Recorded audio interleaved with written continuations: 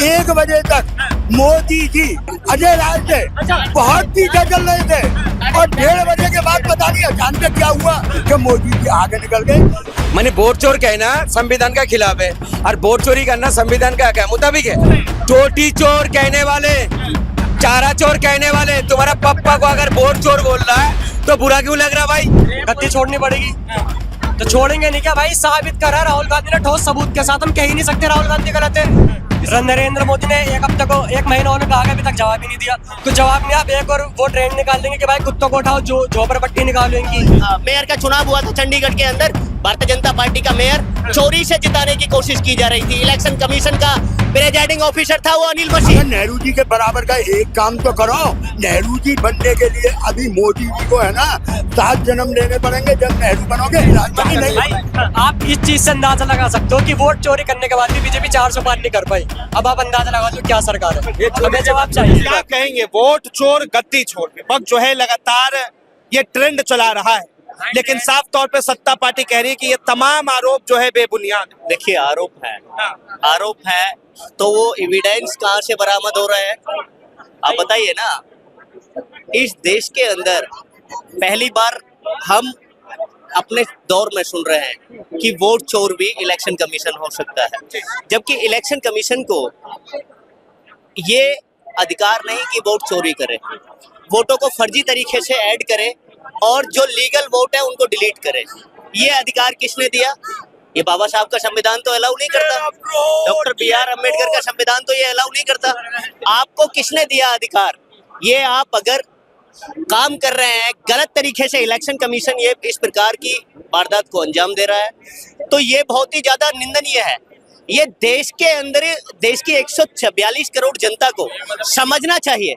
देश की 142 करोड़ जनता देशवासियों को समझना चाहिए उनके अधिकार के साथ खिलवाड़ हो रही है और भारतीय जनता पार्टी संपूर्ण रूप से उनके अधिकारों का हनन करने के लिए इलेक्शन कमीशन को कठपुतली बनाकर अपनी उंगली पर नचाने का काम कर रही है। आप बताइए 65 लाख आपने वोट डिलीट कर दिए, आपने वोटर लिस्ट से आप ये बताइए, विपक्ष आपसे पूछ रहा है, उनका रीजन दे। आपके पास कारण अवेलेबल नहीं है, कारण मांगते हैं तो बोलते हैं कि बहन वो लेडी जाएंगी, उनकी फुटेज वायरल होगी ऐसे। अरे क्यों वायरल होगी? कोई वो अश्लीलता वाली वीडियो थोड़ी है भाई, गलत वीडियो थोड़ी मांग रहे हैं कि चुनाव आयोग जो है वीडियो दे। अरे देना चाहिए। इस देश का हर विपक्ष चाहता है, विपक्ष क्या पूरा देशवासी चाहता है, हर वोटर चाहता है कि उसके अधिकार के साथ हनन नहीं होना चाहिए। बात बताइए, ना तो विपक्ष के पास सत्ता है ना ही पावर है और चुनाव आयोग को चाहते हैं कि आप अपनी तरफ झुका ले। देखिए यही तो बात है। इलेक्शन कमीशन जब भी तो कठपुतली बनकर, इलेक्शन कमीशन जो है सत्ताधारी पार्टी भारतीय जनता पार्टी शाह और तानाशाह के इशारे पर कठपुतली बन के नाचने का काम कर रहा है। उसको आप ये बताइए, इस देश के अंदर भारतीय जनता पार्टी के लीडरशिप को किसने परमिशन दे दी? मैं इलेक्शन कमीशन से अपोजिशन सवाल कर रहा है कि आप डाटा दीजिए। आपके पास डाटा है तो इसके एविडेंस, चोरी के एविडेंस हमें मिल रहे हैं।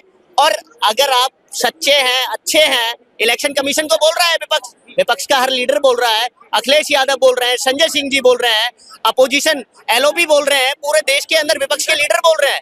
लेकिन बीजेपी के तमाम नेता कहते हैं कि भैया विपक्ष का काम है चिल्लाना, चिल्लाने दो। अरे विपक्ष का काम है चिल्लाना। आप मलाई खाते रहे, विपक्ष सड़कों पे आवाज भी ना उठाए। उस सदन के अंदर जो विपक्ष को member parliament of Lok Sabha, member parliament of Rajya Sabha बनकर इस देश की आवाज बनाकर लोगों ने अपने सदन पर, कानून कहाँ बनते हैं? सदन के अंदर बनते हैं। रोडों पे कानून नहीं बनते, सदन के अंदर बनते हैं। सदन के अंदर अगर आवाज नहीं बुलंद करी जाएगी इस देश की जनता की, तो इलेक्शन कमीशन क्या चाहता है? कहना क्या चाहते हैं बीजेपी के लोग? क्या देश की जनता की आवाज को बुलंद नहीं करना चाहिए?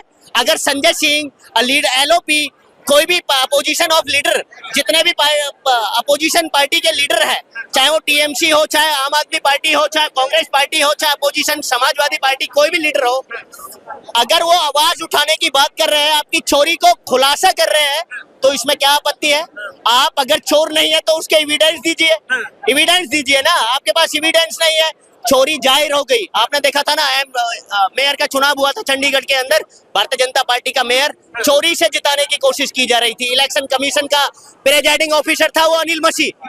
वो जो अनिल मसीह था वो प्रेजाइडिंग ऑफिसर किसके, इलेक्शन कमीशन के अंडर काम कर रहा था ना। आज वो इलेक्शन कमीशन उसको जेल में डाला क्या, उस पर कोई कार्रवाई की क्या अनिल मिश्री पर? नहीं की ना, कार्रवाई नहीं हुई। इस देश के अंदर तानाशाही चल रही है। विपक्ष ने जो है मौसम को पहले ही भांप लिया है कि बिहार में भी कुछ ऐसा ही हो सकता है। तो दिल्ली में नहीं हुआ क्या ऐसा?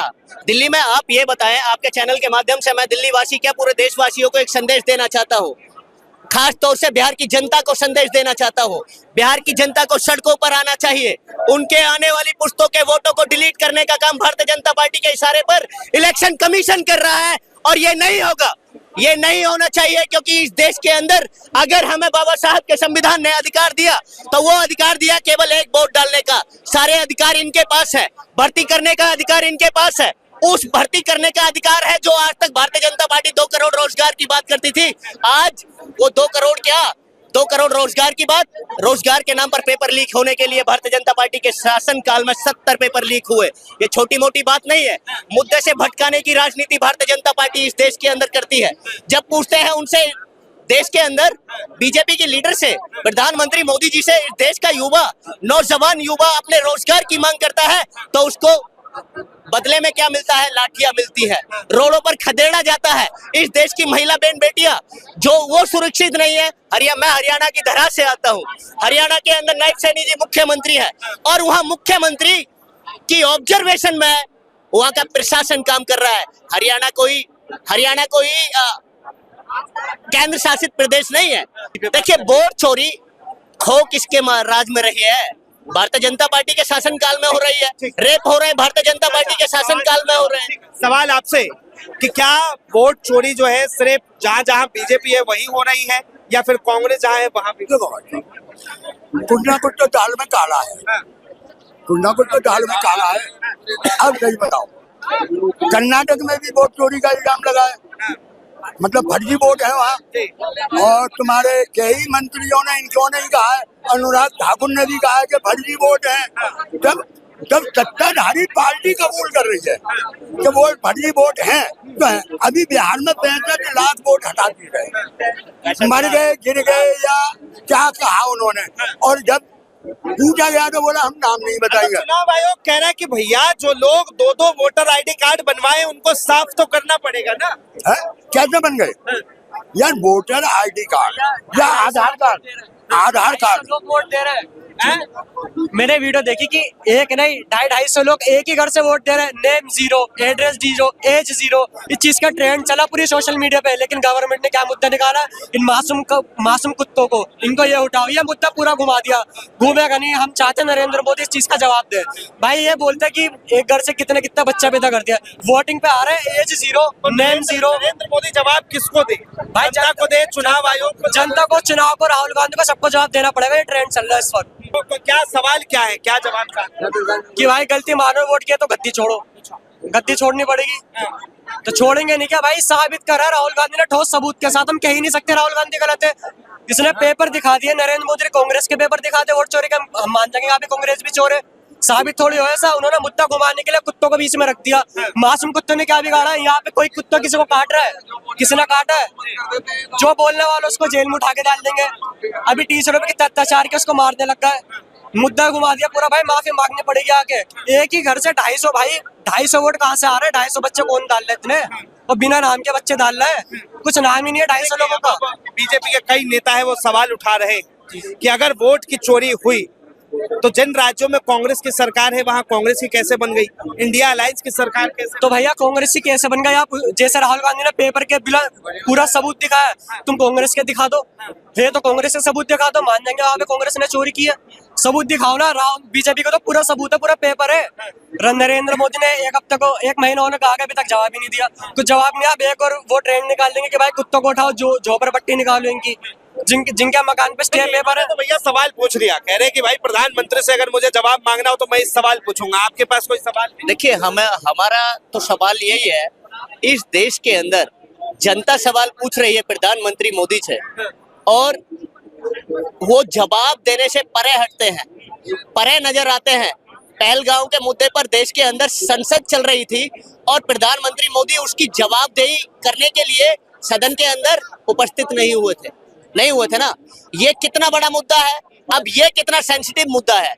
इस देश के अंदर मताधिकार मत का अधिकार हमें डॉक्टर B.R. अम्बेडकर, बाबा साहब भीमराव अम्बेडकर के संविधान ने दिया, और वो संविधान जो हिंदू मुस्लिम सिख ईसाई सारे लोगों का ख्याल रखता है, सारी कम्युनिटी सारे समुदाय विशेष के अधिकारों का ख्याल रखता है। लेकिन उन अधिकारों का हनन भारतीय जनता पार्टी के इशारे पर, भारतीय जनता पार्टी के शासनकाल में, भारतीय जनता पार्टी की तानाशाही के शासनकाल में इलेक्शन कमीशन करा रहा है। वो काम इलेक्शन कमीशन करा रहा है। बताइए इलेक्शन कमीशन को क्या आपत्ति है? जवाब क्यों नहीं देना चाहिए?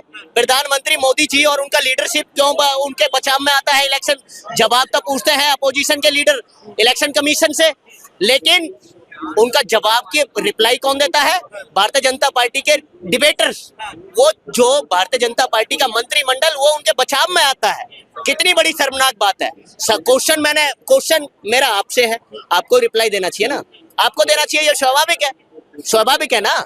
अगर आप रिप्लाई नहीं देते, कोई अदर पर्सन देता है, इसका मतलब यह है कि आपकी जो गंदगी है उसको छुपाने की कोशिश कर रहे हैं। में क्या खेला बिहार में तो खेला गंदी विचारधारा की राजनीति अगर देश के अंदर चली तो भारतीय जनता पार्टी वोट चोरी के माध्यम से सरकार बनाने का काम कर रही है। लेकिन ये नहीं होना चाहिए। बिहार की धरा की जितनी भी जनता है वो वेल एजुकेटेड लोग रहते हैं। सबसे ज्यादा यूपीएससी क्वालिफाई करने वाले बिहार की धरा से आते हैं, उस धरातल से आते हैं। मैं कहना चाहता हूं वहां की जनता से, आपके अधिकार की बात है, आपके वोट की बात है, आपके उन अधिकारों की बात है जिस अधिकार को भारतीय जनता पार्टी पैरों तले कुचलकर सत्ता की कुर्सी पर बैठना चाहती है। भारतीय जनता पार्टी अपने मुख्यमंत्री बनाना चाहती है। मैं कहना चाहता हूं नीतीश कुमार की सरकार है, एनडीए की सरकार चल रही है, लेकिन नीतीश कुमार के शासनकाल में महज 2.5 किलोमीटर के अबव डिस्टेंस पर गोलियां चलती हैं।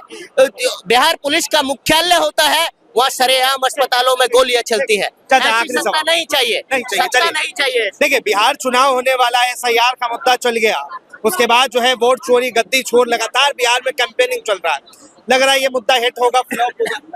ये मुद्दा सही है। इन लोगों ने सबूत भी तो मिले हैं ना। अभी मैं एक आपको बता देता हूँ, चंडीगढ़ में उसने अनिल मसीह ने वोट चोरी की है, ठीक है। अभी एक मुद्दा है, अभी 1.5 साल बाद जब कोर्ट में वो EVM खुली है, हारा हुआ सरपंच 1.5 साल तक। अरे तो मतलब आप क्या कह रहे हैं कि बनारस का ये EVM खुल जाएगा तो मोदी जी हार जाएंगे? अगर ईमानदारी से खुला 1 बजे तक मोदी जी वो जो अजय राय से बहुत पीछे चल रहे थे, और 1:30 बजे के बाद पता नहीं अचानक क्या हुआ कि मोदी जी आगे निकल गए। अगर सारी इंसानियत से और ईमानदारी से कांग्रेस ने नेहरू जी का रिकॉर्ड तोड़ दिया। बहुत ही बस इसी में रिकॉर्ड तोड़ा ना, झूठ बोलने में और पब्लिक को बरगलाने में। अगर नेहरू जी के बराबर का एक काम तो करो। नेहरू जी बनने के लिए अभी मोदी जी को है ना 7 जन्म लेने पड़ेंगे। जब नेहरू बनोगे गाली दो तुम नेहरू को, ये तुम्हारी प्रॉब्लम है, ये हमारी प्रॉब्लम नहीं है। हमने पढ़ी है नेहरू जी की हिस्ट्री और गांधी खानदान की हिस्ट्री पढ़ी है। आप नेहरू को गाली दे रहे हो, इंदिरा को गाली दे रहे हो, राजीव को गाली दे रहे हो। मैं आज इन्हें याद दिलाना चाहता हूँ, किसी टाइम इनके सशक्त नेता जिसकी वर्ल्ड में अगर मैं किसी को मानता था इंदिरा या नेहरू के बाद तो अटल जी को मानता था। आज है ना अपने नेता का ये नाम नहीं ले सकते और नेहरू जी को गाली देते हैं, तो भाई राजनीति नहीं। आप इस चीज से अंदाजा लगा सकते हो कि वोट चोरी करने के बाद भी बीजेपी 400 पार नहीं कर पाई। अब आप अंदाजा लगा लो क्या सरकार है। हमें जवाब चाहिए। अच्छा, वोट चोरी करना संविधान का खिलाफ है, और वोट चोरी करना माने वोट चोर कहना संविधान का खिलाफ है, और वोट चोरी करना संविधान का मुताबिक है।